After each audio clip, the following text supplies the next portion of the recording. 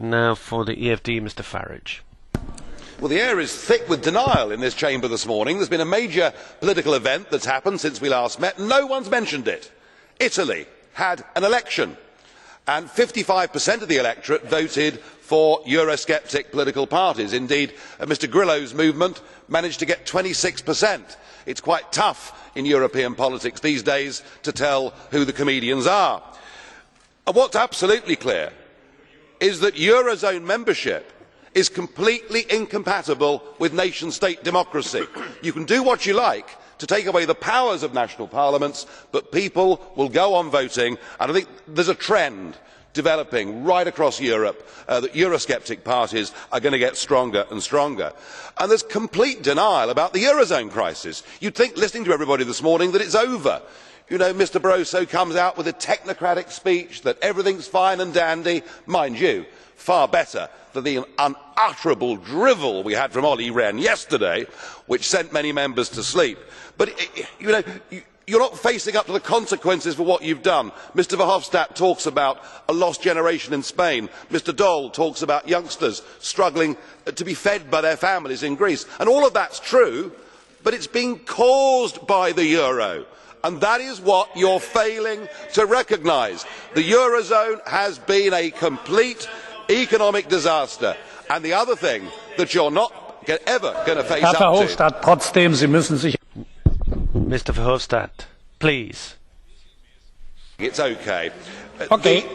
The real problem that you won't face up to, though, is the state of the French economy and the fact that France is now diverging for the month with Germany. So right at the very heart of the European project and the Eurozone project, there is a disaster coming down the tracks, and I'm afraid in the end the whole thing is going to break up. But I would also point out you're in denial over Romania and Bulgaria.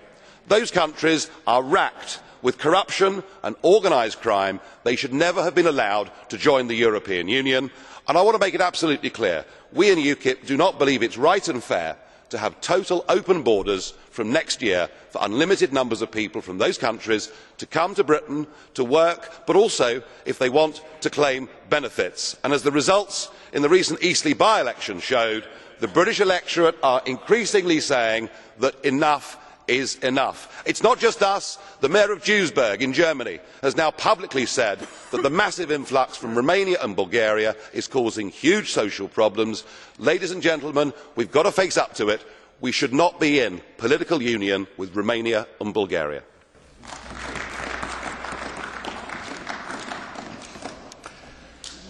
Mr Farage, Mr Calvin has a question for you. Mr Calvin, proceed. Mr Farage, I raised the blue card because you keep making the internal politics without basing yourself on figures. And let me give you some figures. For every 2,000 British citizens, there is one Bulgarian. For a town of 100,000 people, you have 50. You call this pressure. Out of any 600 unemployed in the UK, you have one Bulgarian. You call this pressure. Bulgarian and Romanian students are spending £30 million as taxes for studies and living expenditures in Britain annually. You call this pressure. I am afraid that your domestic politics have nothing to do with the reality, and you are going to see that at the next elections. Thank you.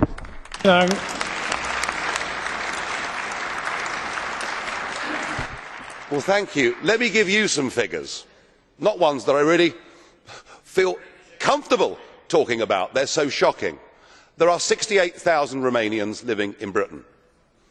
And over the course of the last 5 years, in just one police area, the Metropolitan Police, there have been, believe it or not, 27,000 arrests of Romanians. Over 90% of ATM fraud that takes place in London is now being committed by Romanian criminal gangs. And that's just the Met. We haven't got the figures from across the rest of the country. And whilst with immigration you can get good people that come from other countries, you can also get bad people. And the point I made in my speech, sir, is that Romania and Bulgaria, I'm afraid, are in the grip of organised crime, and we don't want those people coming into our country.